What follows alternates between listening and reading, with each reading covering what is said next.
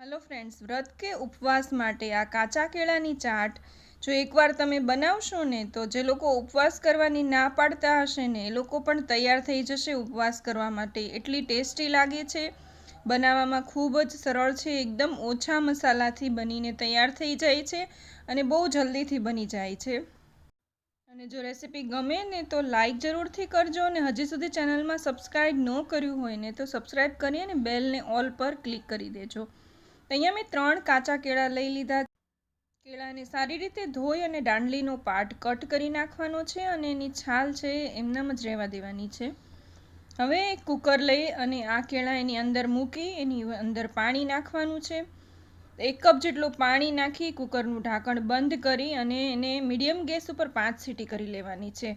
આમાં આપણે મીઠું નથી નાખવાનું, એમનામ જ 5 સીટી કરીને લેવાનું છે। કુકર ઠંડુ થાય એટલે ખોલીને કેળાને બહાર કાઢી લેવાના છે ને થોડા ઠંડા થવા દેવાના છે, કેમ કે બહુ જ ગરમ હશે, તમે હાથ નહીં લગાડી શકો એને। હવે કેળા ઠંડા થઈ જાય એટલે આવી રીતે હાથેથી જ એની ઇઝીલી છાલ ઉતરી જશે, તો છાલ કાઢી નાખવાની છે। તો કેળામાં મીડિયમ ગેસે 5 સીટી કરાવશો ને તો એકદમ વધારે નહીં બફાઈ જાય, એકદમ માપસરના બફાશે ને આપણે આ રેસીપીમાં આવા જ કેળાની જરૂર છે। તો આવી રીતે બધું જ એનું રૂચડાનું ને બધો પાર્ટ કાઢી અને અહીંયા મીડિયમ સાઇઝની ખમણી હોય ને એમાં આપણે ખમણી લેવાનું છે અને ખમણવામાં ધ્યાન રાખવાનું છે, થોડુંક દબાવી અને ધીમે ધીમે ખમણવાનું છે, એટલે એના જે લચ્છા પડે ને એકદમ મોટા અને લાંબા પડે, તો આપણી જે રેસીપી છે ને એકદમ ક્રિસ્પી બનશે। તો આવી જ રીતના બધા કેળા ખમણીને તૈયાર કરી લેવાના છે। એની અંદર બહુ ઓછા મસાલા કરવાના છે, તો અહીંયા મેં થોડી કોથમીર એડ કરી છે, 1.5 ટીસ્પૂન મીઠું લીધું છે અને 1.5 ટીસ્પૂન ચાટ મસાલો નાખ્યો છે। હવે જેટલા કેળા હોય ને એટલા ટેબલ સ્પૂન આપણે અહીંયા આરારોટ નાખવાનો છે। તો આ ફરાળ માટે બનાવીએ છીએ એટલે એમાં આરારોટ નાખવાનો છે। જો તમે નોર્મલ ખાવા માટે બનાવતા હોય તો તમે આમાં કોર્નફ્લોર એડ કરી શકો છો।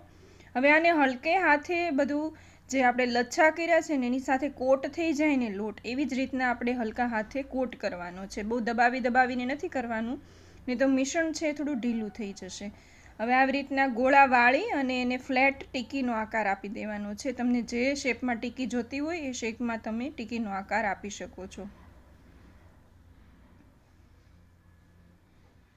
આવી રીતે ટીકી તૈયાર કરી લેવાની છે મીડિયમ સાઇઝમાં અને ઉપરથી થોડી ફ્લેટ રાખવાની છે એટલે અંદર અને બહાર સરખી રીતે ફ્રાય થઈ જાય। આવી રીતે 3 કેળા છે તો એની ટોટલ 6 ટીકી બનશે અને એક જણને 5 થી 6 ટીકી આરામથી થઈ રહે છે। એને ડીપ ફ્રાય નથી કરવાના, આવી રીતે થોડું તેલ મૂકીને શેલો ફ્રાય કરી લેવાના છે। તો અહીંયા 3 થી 4 ટેબલ સ્પૂન તેલ મૂકી, તેલ ગરમ થઈ ગયું પછી આપણે ટીકી એમાં એડ કરી એટલે ટીકી છે એ ફાટી ન જાય। હવે એને વારે વારે ચલાવવાની પણ જરૂર નથી, તમે 2 થી 3 વખત અલટ પલટ કરશો ને એટલે સારી રીતે વિખાયા વગર તળાઈ જશે।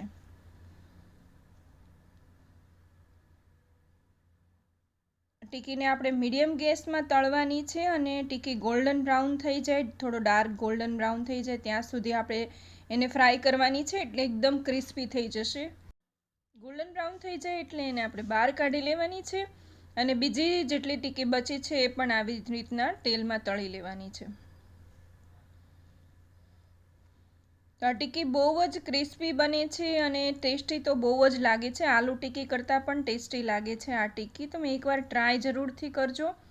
એ ટીકી લઈ અહીંયા મેં દહીંને ફેંટી લીધું હતું, એમાં થોડી દળેલી સાકર અને મીઠું એડ કરીને ફેંટી લીધું હતું, તો એ દહીં આપણે લઈ લેશું અને વ્રતમાં ખવાતી ગ્રીન ચટણી લઈ લેશું, જેમાં ફુદીનો, કોથમીર, લીલા મરચાં નાખીને જે બનાવીએ એ, અને ખજૂર આમલીની ચટણી ઉપર રેડી છે। એની ઉપર આપણે ફરાળી ચેવડો, તો તમે ગળો પણ લઈ શકો છો અને જે નમકીન ફરાળી ચેવડો આવે છે એ પણ તમે યુઝ કરી શકો છો। હું અહીંયા થોડા દ્રાક્ષના આવી રીતે દાણા કટ કરીને નાખું છું અને દાડમના દાણાથી સજાવું છું અને ઉપર થોડી કોથમીર એડ કરવાની છે।